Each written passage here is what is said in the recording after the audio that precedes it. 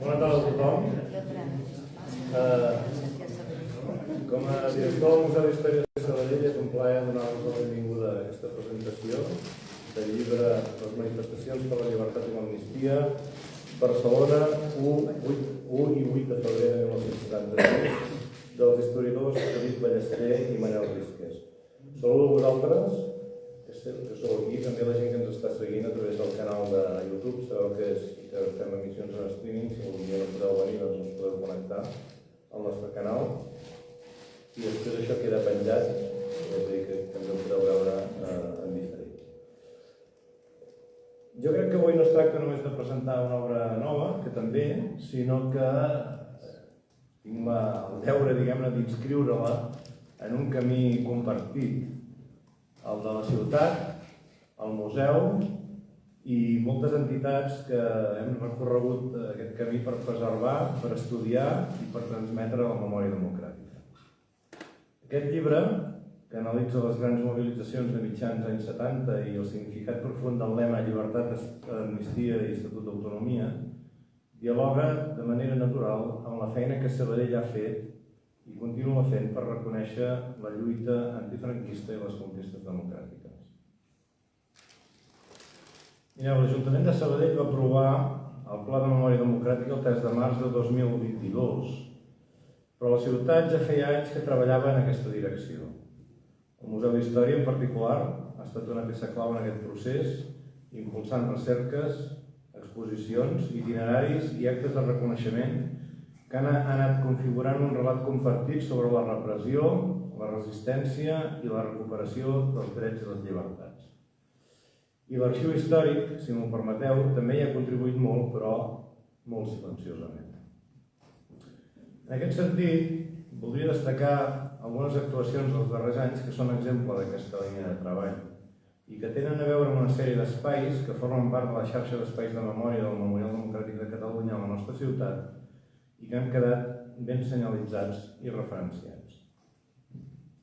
En primer lloc, l'antiga comissaria de la Policia Armada, a la Rambla 22, és un lloc d'altíssim valor simbòlic. Durant dècades va ser un espai de detenció, interrogatoris i maltractaments, i aquest espai ens recorda el paper de la policia franquista, els grisos, en la repressió urbana. El barri i l'església de Can Uriach i la revista Can Uriach, un espai i un instrument, respectivament, però inseparables i claus per entendre la lluita veïnal i obrera dels anys 60 i 70. El museu ha treballat per documentar i difondre la història d'aquest barri, que va ser un dels motors de la mobilització popular a la ciutat i recentment ha dut a terme una exposició sobre la revista amb una taula rodona i altres activitats associades. L'església de les Mares Escolàpies, escenari de la caiguda del 67 de l'Assemblea de Catalunya, un episodi central de la repressió política a Sabadell. La seva incorporació com a espai de memòria i la recerca associada han permès donar visibilitat al moment clau de la lluita antifranquista. Tot just fa uns dies, al desembre del 2025, moria Maripau Trainer, la superiora en aquell moment, que va fer que les monges amaguessin la documentació més comprometedora i va mirar d'esmorteir les conseqüències de la detenció. Vam tenir la possibilitat d'entrevistar-la i està a punt d'aparèixer un article, una entrevista seva a la revista Raona, realitzada pel Genís Viver del museu. La placa en recorda Cipriano Marcos Jiménez, militant antifranquista mort d'una manera horrible a mans de la Guàrdia Civil el 1973. La seva figura recuperada i dignificada amb la col·laboració del museu és un recordatori de la brutalitat del règim i de les víctimes que sovint havien quedat en l'oblit. I finalment es manté només el pavelló d'esports de Sant Oleguer, un espai on es van celebrar assemblees decisives durant la vaga general del 76, un dels moments de major mobilització obrera de la ciutat. La vaga general de Sabadell, que va fer caure l'alcalde Borrull, és un fet connectat absolutament amb el contingut d'aquesta obra que avui presentem. Tots aquests espais formen part d'un mapa de memòria que el museu ha contribuït a construir, que situa Sabadell com una ciutat referent en el reconeixement de la lluita democràtica. David Ballester, nat el 1960, és doctor en Història Contemporània i professor.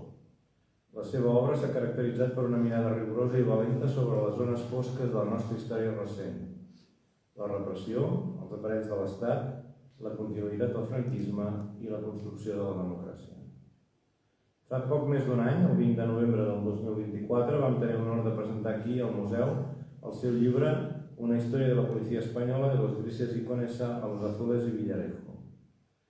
Aquell volum analitzava la trajectòria de la policia estatal des del franquisme fins avui, mostrant com moltes estructures i pràctiques repressives van travessar la transició sense una depuració real. El llibre que avui presentem és, en certa manera, el complement necessari d'aquell treball. Si l'obra sobre la policia se centrava en els instruments de la repressió, les manifestacions per la llibertat i l'amnistia posa el focus en la societat mobilitzada, en la força col·lectiva que va empènyer a la democratització. Aquesta coherència interna fa de Ballester una veu imprescindible per entendre la transició en tota la seva complexitat. El lema Llibertat, Amnistia i Estatut d'Autonomia és avui un símbol, però en el seu moment va ser una crida política i social que va mobilitzar centenars de milers de persones. El llibre analitza les manifestacions massives de 1976 i 1977, el paper de l'Assemblea de Catalunya, la implicació dels sindicats, partits i moviments veïnals, la resposta de l'Estat i dels cossos policials i el procés de negociació que va conduir a la recuperació de l'autogovern. Ballester combina fonts d'arxiu, premsa, testimonis i una lectura molt fina del context polític. I el resultat és un relat que mostra com la pressió popular va desbordar els límits d'una reforma controlada que pretenia el postfranquisme. El llibre de Ballester no parla només de Barcelona o de les institucions, parla d'un país que es mobilitza, i Sabadell hi té un lloc destacat. La ciutat va ser un epicentre de lluita obrera, sindical i veïnal, i molts dels episodis que el llibre analitza tenen el seu reflex local. Les demandes d'amnistia i llibertat ressonaven a les portes de les fàbriques, les assemblees massives, com les del pavelló de Sant Oleguer, mostraven la força del moviment obrer, la repressió policial, com la que s'exercia en la comissaria de la Rambla, formava part del mateix sistema que Ballester descriu. La caiguda del 67 de l'Assemblea de Catalunya, les Mares Escolàpies, és un exemple local d'un fenomen nacional i encara la lluita veïnal a Can Uriach o la memòria de figures com Cipriano Martos connecten directament amb els processos de mobilització i repressió que el llibre contextualitza. Així que l'obra de Ballester ens ajuda a situar Sabadell dins el relat general de la transició i alhora reforça la necessitat de continuar investigant i explicant la nostra pròpia història, de continuar treballant. Ens recorda que la democràcia va ser fruit de la lluita al carrer i no només un afer de despatxos. Foren centenars les manifestacions dutes a terme fins a finals dels anys 80, algunes de molt nombroses, i entronca aquesta obra amb obres d'altres historiadors com la de Xavier Domènech, quan els carrers van deixar de ser seus. Qüestiona una i altra vegada la transició com un procés polític exemplar de transició de la dictadura a la democràcia. Per tot això, la presentació d'aquest llibre és molt més que un acte cultural, és una oportunitat per reafirmar el compromís de Sabadell amb la memòria democràtica, per reconèixer la feina feta, per continuar avançant en la recerca, la divulgació i el reconeixement de les lluites que han construït la nostra societat. Vull agrair al David Ballester la seva presència, la seva aportació imprescindible a la historiografia del nostre país. I vull també agrair a totes les persones i entitats que amb el seu treball i la seva memòria fan possible que el Museu d'Història de Sabadell sigui un espai viu, crític i compromès. Moltes gràcies.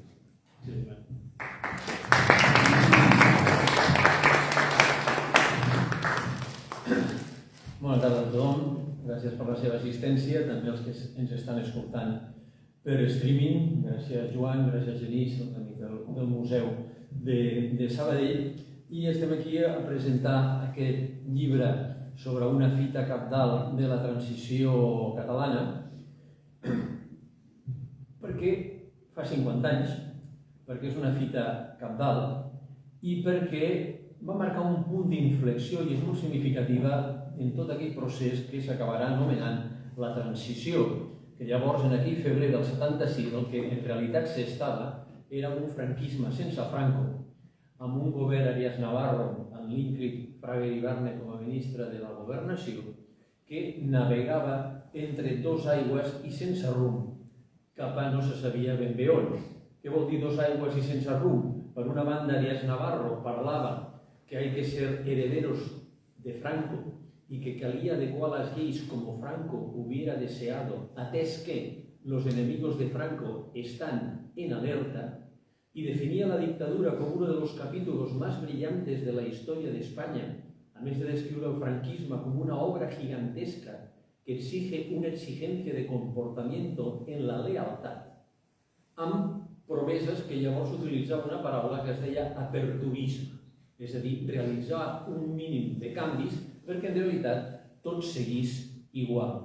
A més, amb un govern molt poc cohesionat, amb tensions internes notables, atès que hi havia membres d'aquest govern, per exemple Fraga o Areilza, que creien que el mateix Arias Navarro era una nosa i que ells és els que estaven predestinats a portar les brides de l'Estat cap a aquesta situació d'una perduració del franquisme maquillat, evidentment, un cop havia desaparegut físicament el dictador.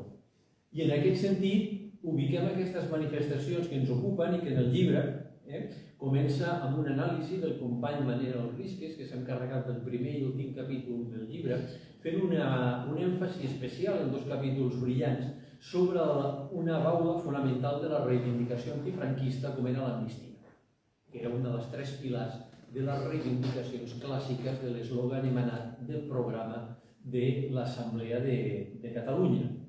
I en aquest sentit, aquestes manifestacions, tal com veurem, els posaré exemples d'alguns documents que hem inclòs en el llibre, aquestes manifestacions certament van marcar un abans i un després.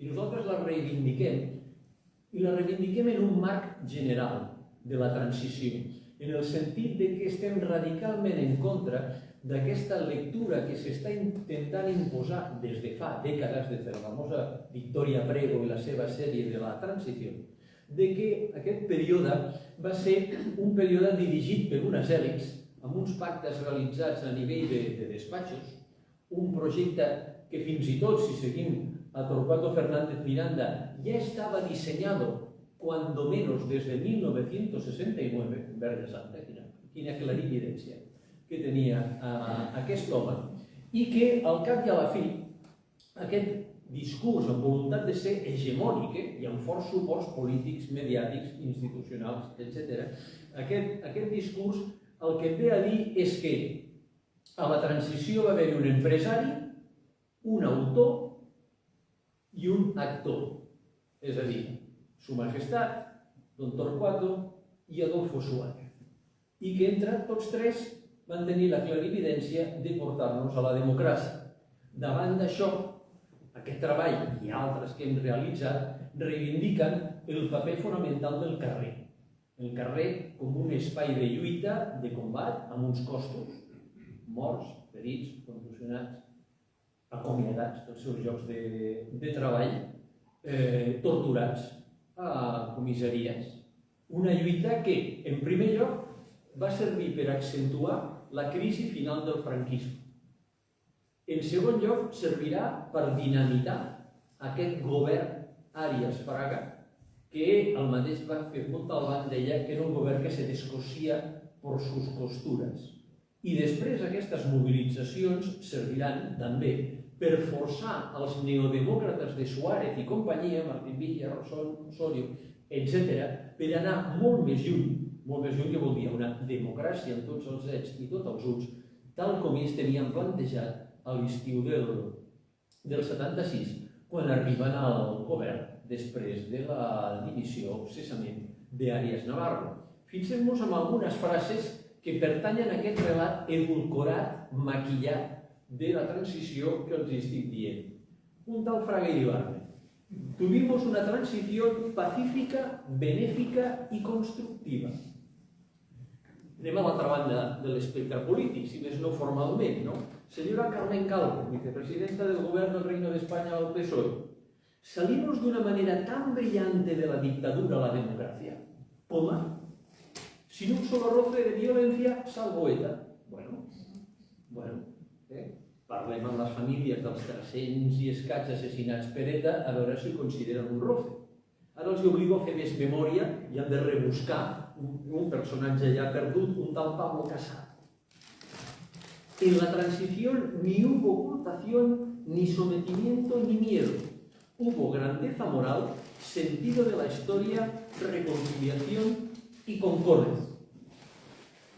I acabo amb el prolífic José Manuel García Margallo, que en una entrevista de veritat, no banyo i massatge com fan a vegades els periodistes, amb una periodista de veritat d'Euskal Telebista, ell sol es va posar en un jardí, perquè la periodista li va preguntar ¿fue una transición pacífica? Y ell va dir, claro, si no hubiese sido pacífica, no hubiese sido modélica, que és el que intenta vendre.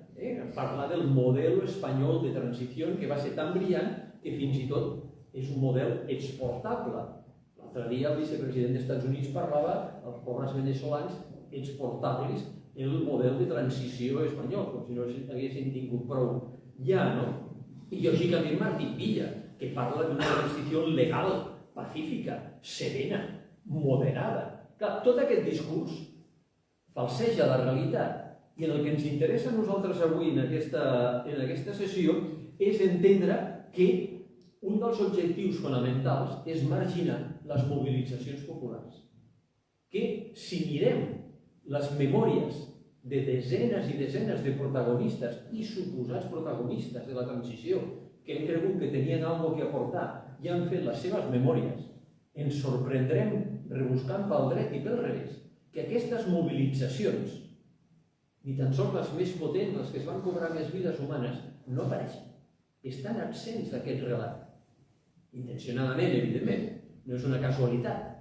I quan surten, ho fan com un possible perill, com un destorb, davant d'aquesta línia de l'empresari, l'autor i l'actor que estava tan clarament plantejada i que haguessin pogut fer descarrilar el tren. Una modèstia, en definitiva. I davant d'això, els fets que van passar a Barcelona aquelles 2 jornades posen de manifest que aquesta és una visió completament esbiaixada i que lògicament no es sosté, o si més no nosaltres creiem que no es sosté. D'entrada, si ha de ser modèlica, ha de ser pacífica. Com pot ser pacífic? Un procés polític que en 7 anys es cobra 634 víctimes mortals. 634, facin la divisió que vulguin, per anys, per mesos o per setmanes, i calculin el ràtio que surt de morts. D'aquestes 634, 498 víctimes del terrorisme i la resta víctimes de la violència institucional, en la seva immensa majoria, excessos policials, producte de la repressió de manifestacions i vagues, de tortura o de la utilització abusiva per part dels agents policials de les armes de foc, tant quan estaven de servei com quan no estaven de servei. Amb la qual cosa, nosaltres creiem que no va ser un pacte a les èlits, no va ser una decisió de despatx. Creiem que el carrer sempre va tenir un paper fonamental en aquest sentit. I en un altre treball, nosaltres vam comptabilitzar el nombre de mobilitzacions que es van produir a Catalunya durant la transició, amb una xifra en la qual encabim aquestes dues, que ja per si mateix qüestiona aquest discurs. Vam comptabilitzar entre la mort del dictador, que els 2 dies ja hi ha la primera manifestació il·legal, evidentment, a Terrassa, fins que considerem que s'acaba la transició a Catalunya amb les eleccions al Parlament de Catalunya del març de 1980, vam comptabilitzar 877 manifestacions de més de 1.000 persones. Si fem una hipòtesi a partir dels arxius policials i fem una senzilla regla de 3, resulta que en 5 anys a Catalunya van haver-hi aproximadament més o menys 3.500 manifestacions. Tirar això a la paperera de la història és senzillament un sarcasme, és gairebé una falta de respecte. Per això nosaltres subscrivim el que diu el mestre Fontana quan parla de que les mobilitzacions al carrer foren les que obligaren els hereus del franquisme a pactar amb les forces antifranquistes. Les manifestacions, les vagues, les mobilitzacions socials de la més diversa natura, a les quals se sumaven també els sectors de la Iglesia. Per això aquesta cita està a la primera pàgina del llibre. I no oblidem que el mestre Fontana, quan parlava de la transició, parlava de la transacció. Parlava de que en realitat fou una transacció. D'acord? És en aquest context i en un marc d'agitació creixent, de vagues, de mobilitzacions obreres, de reivindicacions del moviment estudiantil, quan l'oposició catalana, que té un avantatge respecte a l'oposició espanyola, quina? Que des del 1971 està agrupada en una plataforma unitària que té un lema evident, ja saben vostès quin és, en tant en qual l'oposició espanyola encara en aquest moment no està unificada, existeixen dos vessants, la plataforma i la Junta Democràtica, i no serà fins després de la massacre de Vitòria, quan s'unificaran i de forma bastant epidèrmica, serà un matrimoni d'aquells que dormen en llits separats. Doncs, en aquest sentit, a Catalunya hi ha un avantatge clara i es decideix, en aquest context d'agitació, d'intentar tombar el projecte falsament reformista del govern i demostrar la força de l'oposició, que en aquell moment encara creia que seria possible la ruptura democràtica, treure la gent al carrer. I això es fa amb una doble convocatòria el dia 1 i el dia 8 de febrer.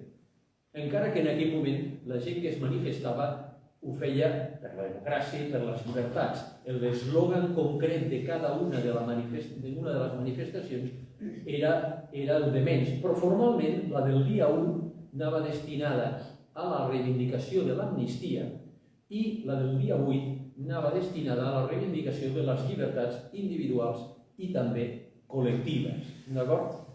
Llavors, s'intenta negociar amb un governador civil que acaba d'arribar, que acaba d'aterrar en substitució de Martín Villa, que ha sigut nomenat ministre, com és Salvador Sánchez Terán, i se li planteja a Sánchez Terán la possibilitat de realitzar aquesta marxa per l'amnistia, que havia de començar a l'Arc de Triomf i acabar a Plaça Catalunya, un servei d'ordre, de forma pacífica, etc. I, evidentment, Sánchez Terán és negà. Consulta en Madrid i Fraga li diu que el tema de l'amnistia és intocable i que res de mobilitzacions.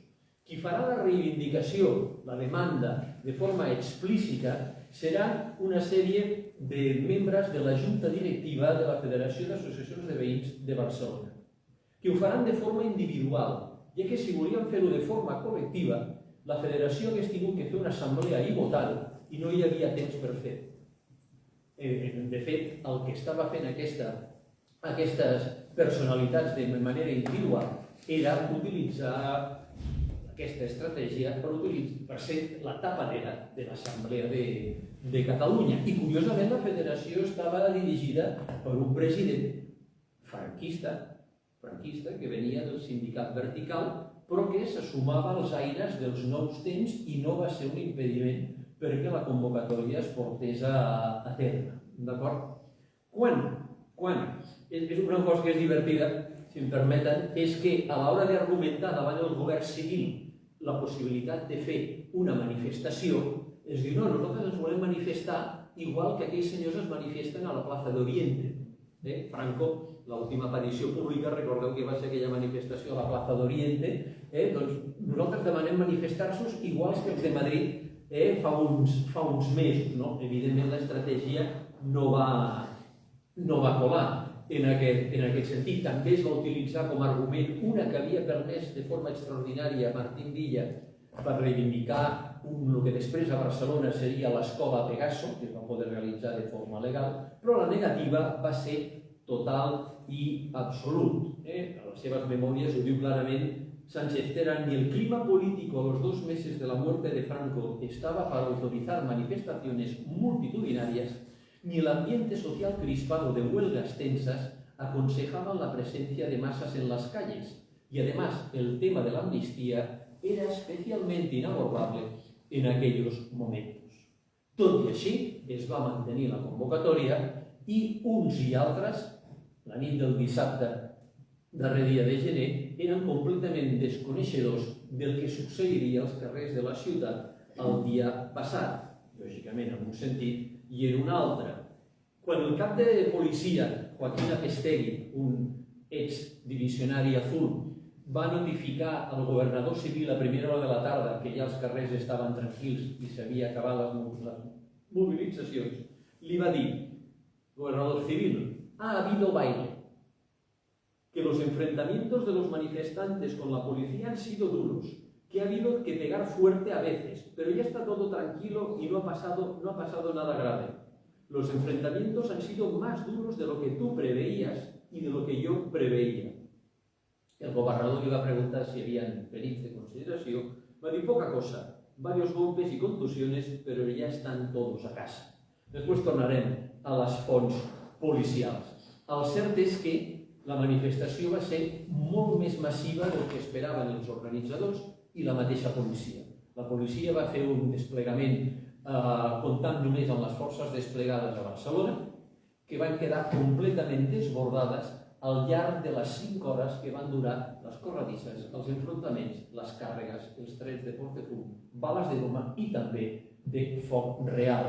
No va succeir una tragèdia com a Vitòria un mes després, però hagués pogut perfectament succeir. Tan desbordada estava la policia que al llarg d'aquestes 5 hores, en una geografia que aniria de la plaça de les Sets fins a Colón i del carrer Tensa, la Moderna, fins al passeig de Sant Joan, que durant aquestes hores només es van produir 2 detencions.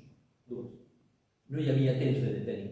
Moltes vegades els policies baixaven dels autobusos, baixaven dels jeeps, disparaven, tornaven a pujar i s'anaven a buscar una altra capçalera de manifestació.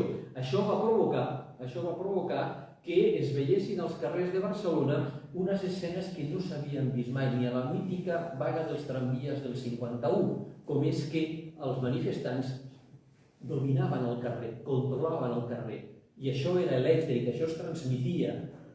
Hem inclòs en el llibre molts testimonis de manifestants d'aquell moment, no? I tots diuen el mateix. Josep Rizo, un dels detinguts d'aquest dia, que va ser brutalment torturat, deia: aquell dia veiem que se'ls podia.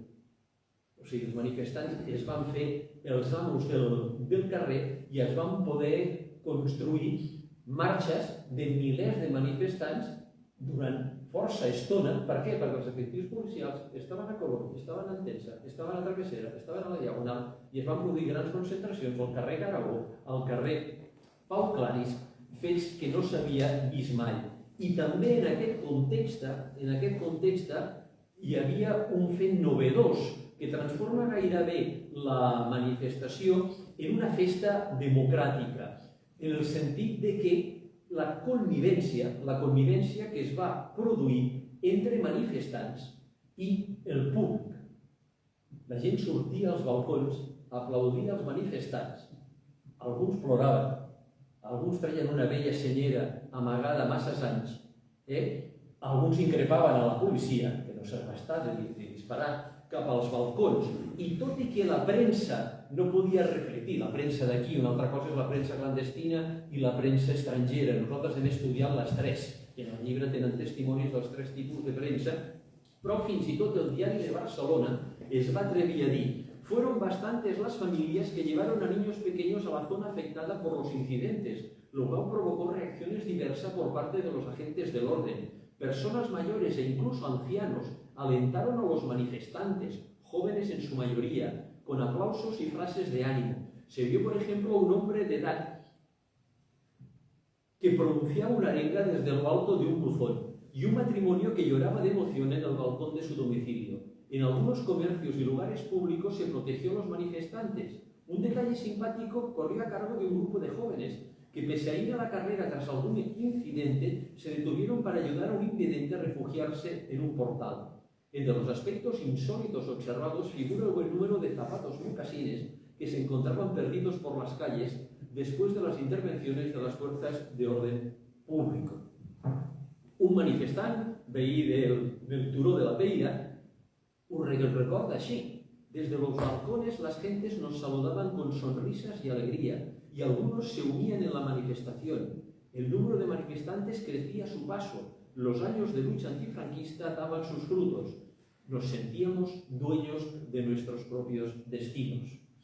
Això traspua, això es va viure intensament per aquella gent que procedia d'un antifranquisme que ja s'estava manifestant en un crescendo des de finals dels 60, la conflictivitat al carrer s'accentua, les vagues, les mobilitzacions, els estudiants, però també, a part d'aquells que tenen una tradició, hi ha tots aquells que el dia 1 van debutar.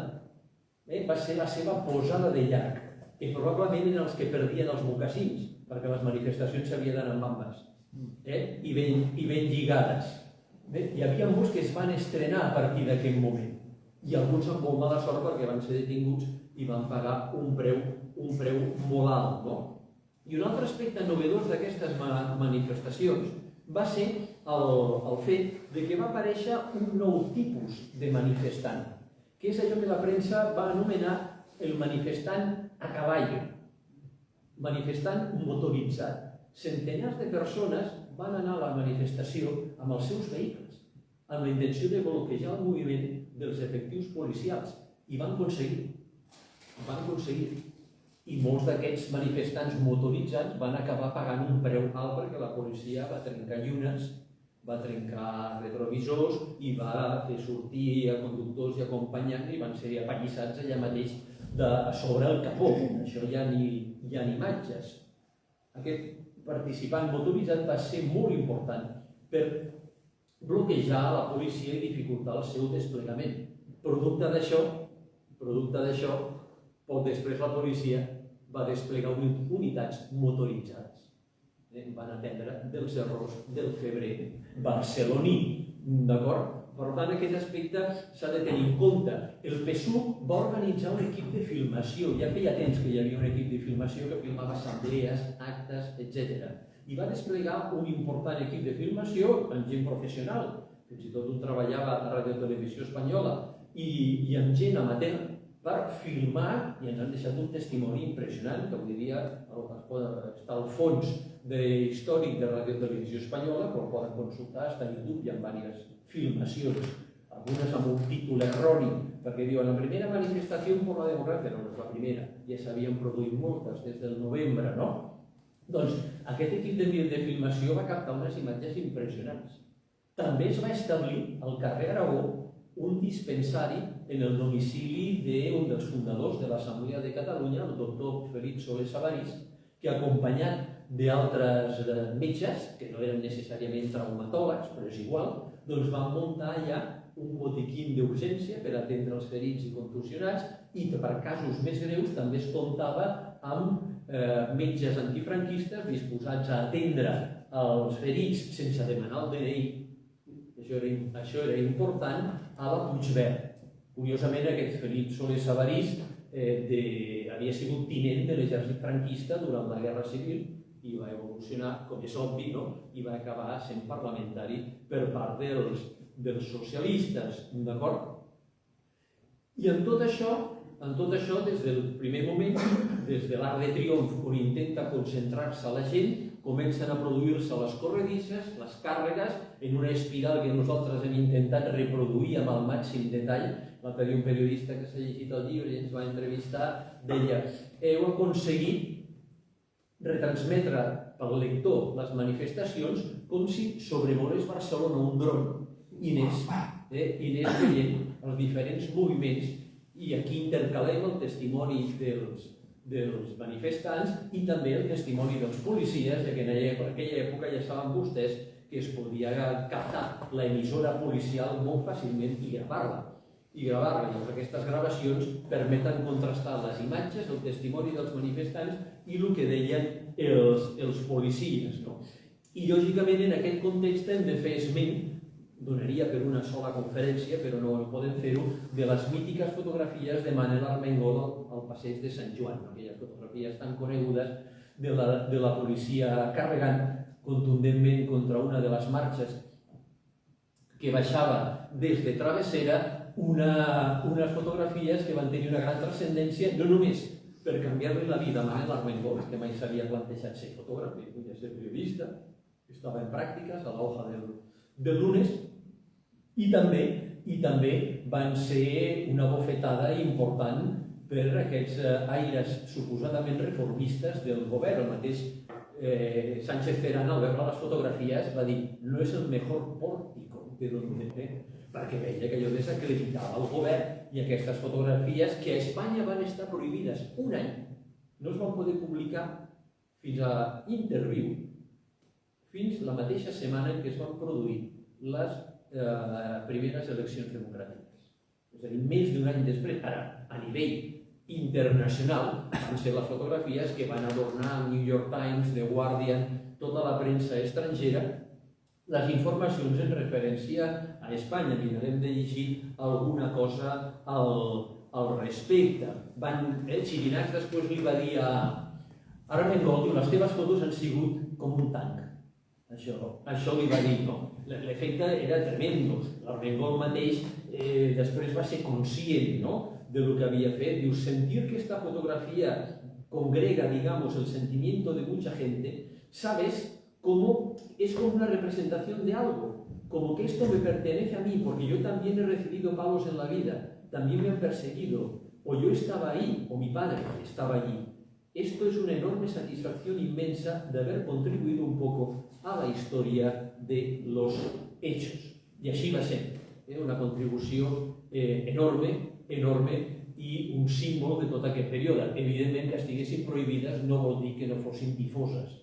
Ràpidament va circular un llibret en el qual es recollien totes aquestes fotografies que es distribuïen clandestinament a la universitat, als instituts, a les fàbriques, a les associacions, etc.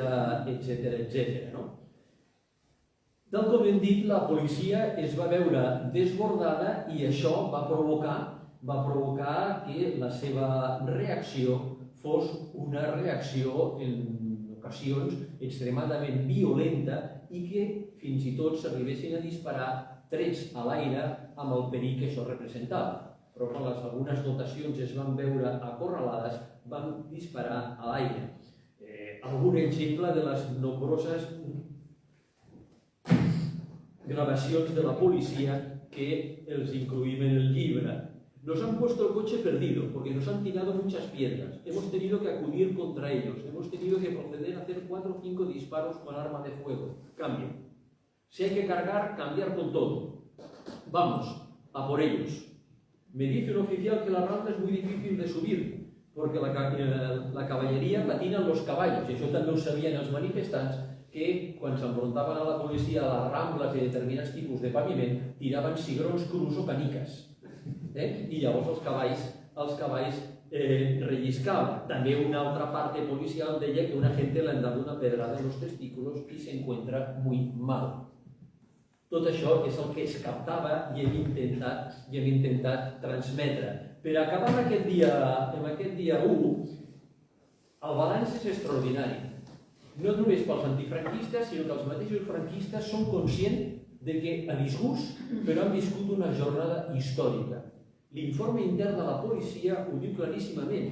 En ocasiones el enfrentamiento entre manifestantes y fuerza pública llegó a ser muy violento, llegándose a la lucha cuerpo a cuerpo, bien para reducir a los más recalcitrantes, bien para proteger a algún miembro de la policía armada que, caído en el suelo, era brutalmente golpeado por grupos de incontrolados. Para lograr dispersar a los manifestantes, la fuerza pública tuvo necesidad de efectuar algunos disparos al aire, así como el uso de balas de goma y empleo de gases lacrimógenos. Y afegía, por el número de asistentes y ámbito de la manifestación en sus diversas y escalonadas apariciones, se considera como la mayor trascendencia de cuantas se han producido en los últimos años. Pero afegí que estos asuntos revisten en el fondo una gravedad muy considerable, ya que es evidente que nunca la oposición al régimen hizo un alarde de fuerza tal como el desplegado en el día de ayer. Fins i tot el partit únic, el movimiento, que era l'únic que existia, en un informe ple d'inexactituds, dient que els violents havien sigut els manifestants, etc., diu: es muy difícil efectuar un cálculo de la gente que participó en esta jornada de agitación en Barcelona, posiblemente varios miles, pero aunque creemos que pasaron de los 30.000, això diu el movimiento, Sánchez Cerán després dirà 35.000, i afegeix: que no es poco para una manifestación prohibida. Nosaltres creiem que van ser 50.000, una xifra extraordinària, ja que evidentment la de manifestació no era nada ple, implicava un perill, i un perill evident, no? Lo mismo podria ser 5.000 más o 5.000 menos, d'acord? És a dir, s'havia viscut una jornada històrica i el diumenge següent estava convocada la segona volta, per dir-ho d'alguna manera, recollint testimonis que ens parlen de la excitació extraordinària que es vivia durant aquella setmana. Tothom explicava el que s'havia viscut, com s'havia viscut aquella festa democràtica dels carrers de Barcelona, mentre els representants de l'Assemblea de Catalunya, actuant també a títol individual, perquè l'Assemblea era il·legal, ara ja no hi ha la cobertura de l'associació de veïns, intenten negociar amb Sánchez Tena. Lògicament, la resposta torna a ser negativa.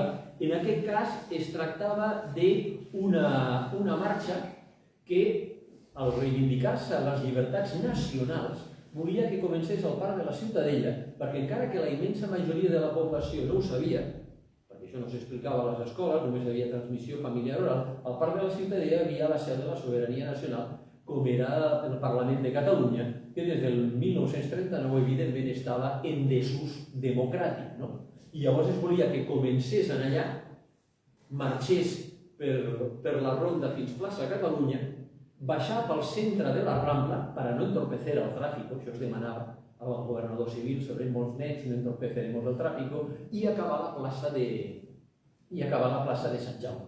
Aquest era l'itinerari, és a dir, l'històric Palau de la Generalitat, d'acord? Aquest era l'itinerari previst. Això no va ser possible, de nou es va produir la prohibició i lògicament es van tornar a produir incidents.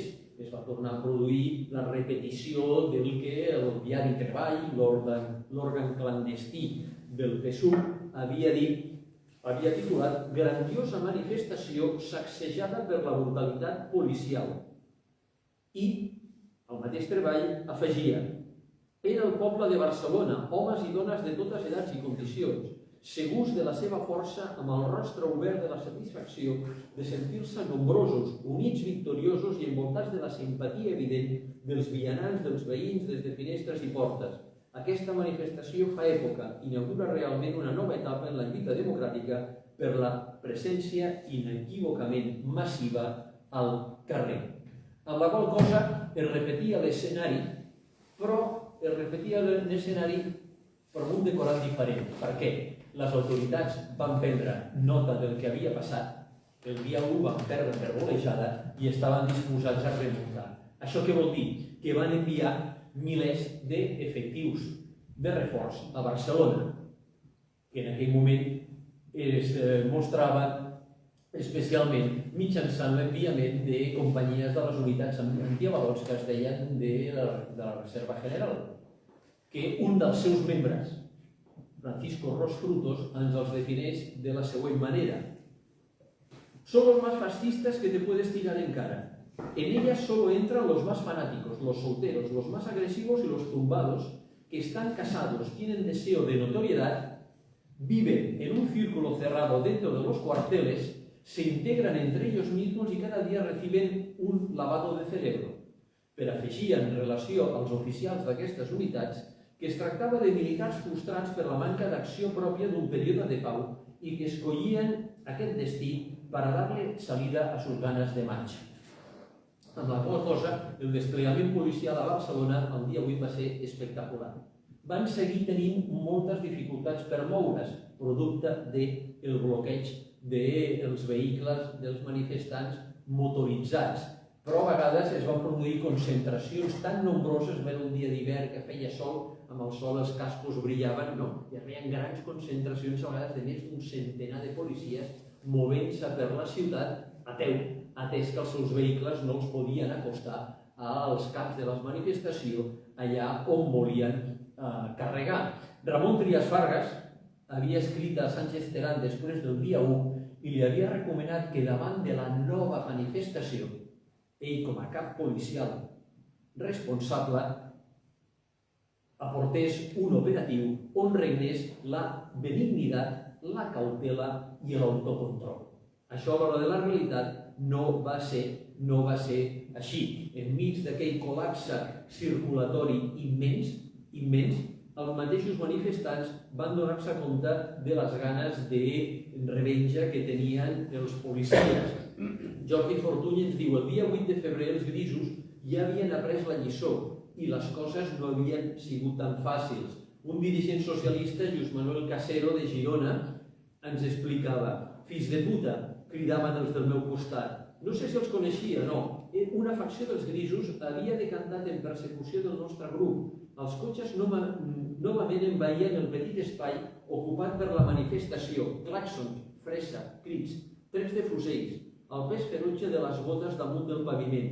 Fills de puta, més fort, cabrons, fills de puta, i fugir. He vist aquest matí 3 càrregues fortes. Jo mateix a la segona he perdut tot contacte amb els meus. Són més a prop, els polis. Corren desesperadament protegint el cos amb l'escut blindat, brandant la porra amb mala llet, disparant els trabucs, rebugant fàstics en aquell seu bràvol inquisidor airat. El meu poble en peu, fugint d'aquest exèrcit de botxins.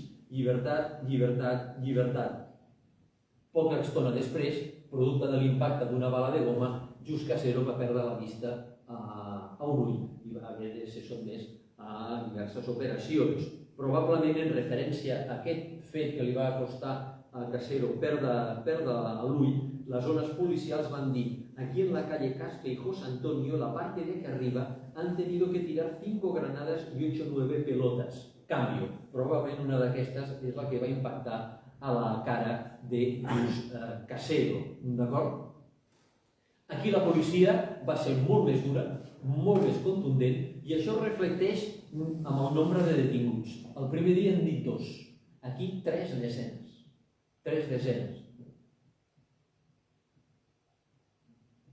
Fins i tot alguns manifestants van ser detinguts preventivament, sense participar a la manifestació, només perquè la policia sospitava per la pinta que tenien de que podien anar-hi. Així, 2 dels detinguts, que alguns els hem pogut entrevistar, van aparcar la moto a la vora del parc de la Ciutadella, va passar una dotació policial, va veure que eren joves i per l'aspecte van dir: 2 menys si els detenim.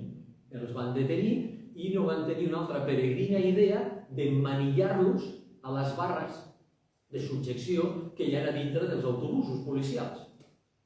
I els van tenir tot el matí emmanillats aquí, en la qual cosa són un testimoni tremendo, perquè escoltaven el que deien els policies, que a sobre no eren d'aquí, i a la jefatura no se'ls va ocórrer posar-los un policia de la ciutat perquè els indiqués. Els van donar una guia de la ciutat de Barcelona i arregleu-los. I llavors, malgrat que l'Eixample no és gaire perdedor, es perdien. Es perdien i havien de trucar a jefatura: escolti, estic més o menys, pone Aragón, no sé què, no sé. I llavors deien, aquests testimonis deien que anaven amb les guies aquelles típiques del nomenclàtor dels carrers, i allà es anaven movent, aquests eren de Saragossa, i esclar, ells anaven allà lligats tota l'estona, però clar, mentre pujaven i baixaven, cada vegada que passaven al seu costat, m'està molt mal i m'està molt bé. Una part dels detinguts els van portar Enric Granados, els altres van anar directament a jefatura, i aquí analitzem, aquí no puc, no tenim temps, la casuística, però insults, maltractes, bofetades. A Eduard Canal, un detingut de Girona, li van assenyalar a la finestra i van dir: chico, ¿por qué no te tiras por la ventana? I dintre d'aquests van haver-hi alguns que ja no van ser maltractes, ja no van ser insults, sinó que va ser tortura, i una tortura brutal. Descrivim alguns casos dels testimonis veritablement esfereïdors. Hi ha un cas, no direm el nom, cal estar en el llibre, que amablement el vam poder entrevistar fa poc, senyor d'edat avançada, avui dia, militant del SUC i comissions, que tenia un trist currículum perquè ja havia sigut detingut en les manifestacions contra el procés de Burgos, havia sigut detingut a finals del 75 i havia sigut torturat per la Guàrdia Civil a la seva localitat de Manresa, i ara el van tornar a detenir a Urquinaona. I ell mateix diu que, comparat el que li van fer la Guàrdia Civil a Manresa amb el que li van fer a Via Laietana, res a veure. La Via Laietana va conèixer el que era un especialista en la tortura i veritablement el van rebentar provocant-li uns traumes tremendos. En el moment de fer l'entrevista fins i tot se'l va encongir el cor perquè es va posar a plorar, que vam demanar disculpes, ens trucarem un altre moment, ho deixem estar, i va dir, això fa uns mesos, va dir, no, és bo que això encara surti. O sigui, encara estava en teràpia del que li van fer en aquell moment. I això també ho reproduïm, tots els càstigs que van ser infligits a gent majoritàriament jove. Això vol dir que estaven en edat militar. També reflectim els testimonis d'alguns que van patir un veritable calvari perquè van ser enviats a fer el servei. Els que tenien pròrroga els hi van treure i els hi van enviar a batallons disciplinaris i va haver-hi gent que ho va passar molt malament, va haver-hi que ens ho deia, estava un destacament de 50 psicòpates i uns quants rojos que ens van enviar allà com a càstig, i tant psicòpates i ultres eren els companys, això eren les Canàries, com els oficials, amb la qual cosa hi ha alguns que ens han dit que van sortir de la mili amb 150 guàrdies i quan no estaven de guàrdia estaven arrestats. És a dir, en veritat, nosaltres ho hem definit amb el llibre com un infern caqui. Van patir veritablement un infern caqui.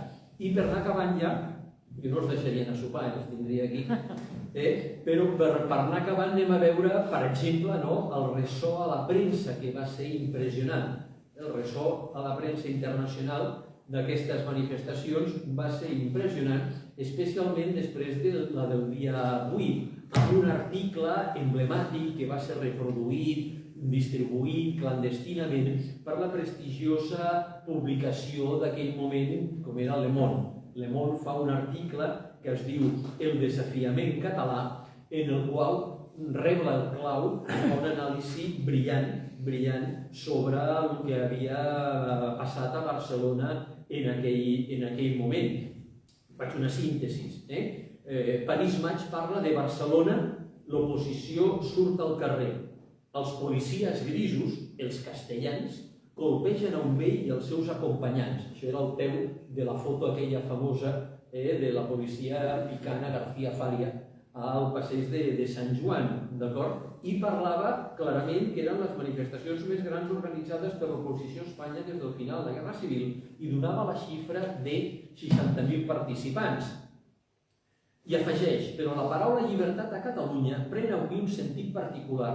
Conté la vella reivindicació de l'autonomia del poble català. El franquisme al llarg dels anys ha intentat extirpar els gèrmens autonomistes durant molt de temps.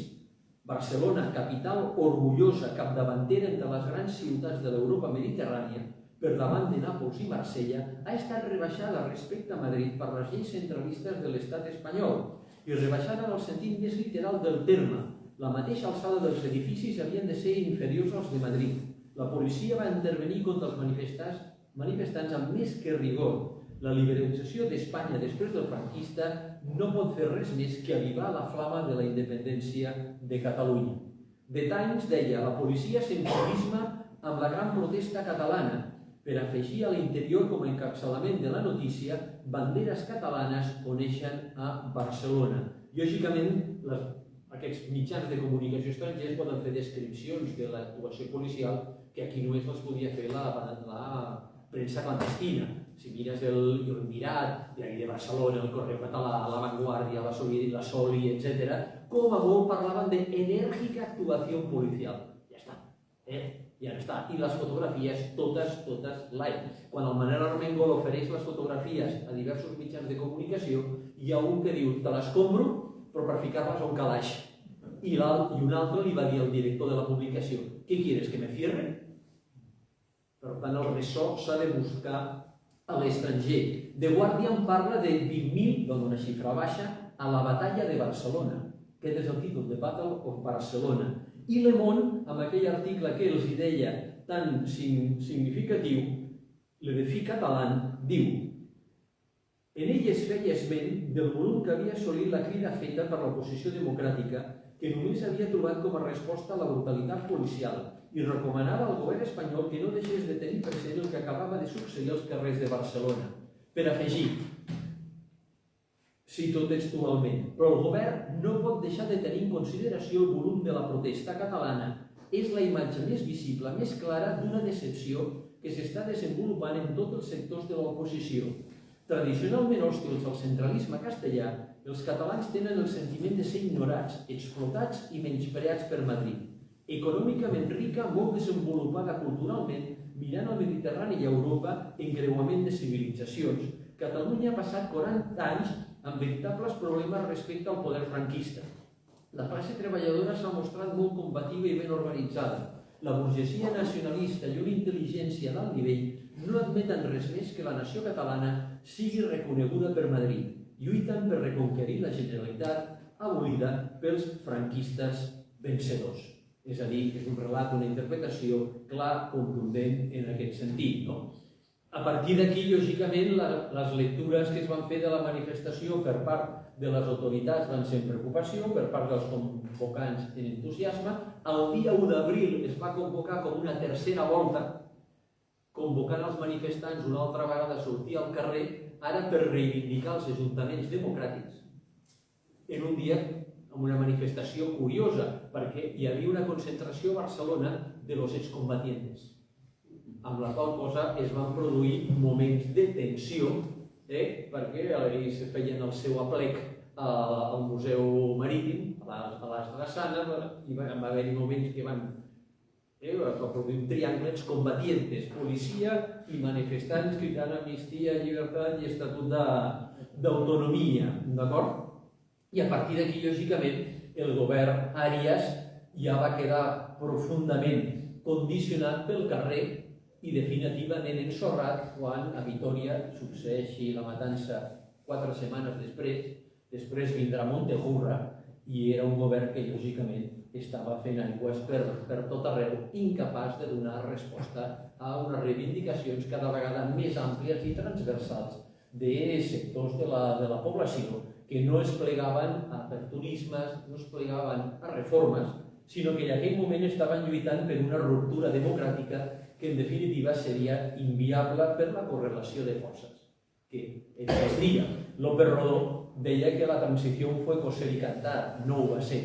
Però també és cert, i aquí segueixo el professor Pérez Royo, que la transició se hizo como se pudo. I la correlació de forces d'aquell moment va fer impossible la ruptura democràtica, amb la qual cosa el que va resultar al final que va ser bastant més que una reforma, però bastant menys que una ruptura. El que sí és cert, i amb això acabo, és que tantes dècades després intentar posar en el deure de la transició problemes heredats de llavors que s'han convertit herències enverinades de la dictadura, que s'han convertit en problemes de la democràcia, atribuint-ho tot a la transició, a mi em sembla que és un joc molt fàcil i molt barat. Per què? Perquè estem commemorant els 50 anys. Allò es va acabar fa més de 40 anys.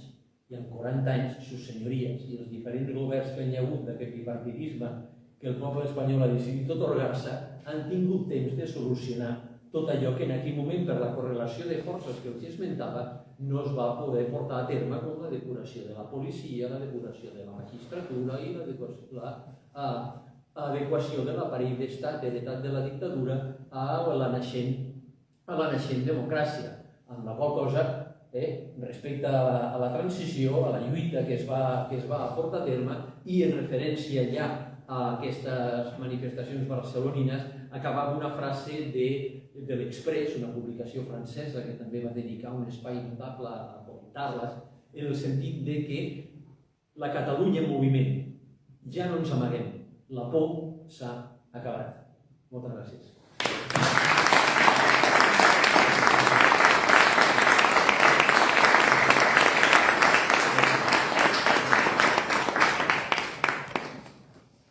Per una vegada m'he ajustat el temps. 50 minuts clavats, Moltíssimes gràcies.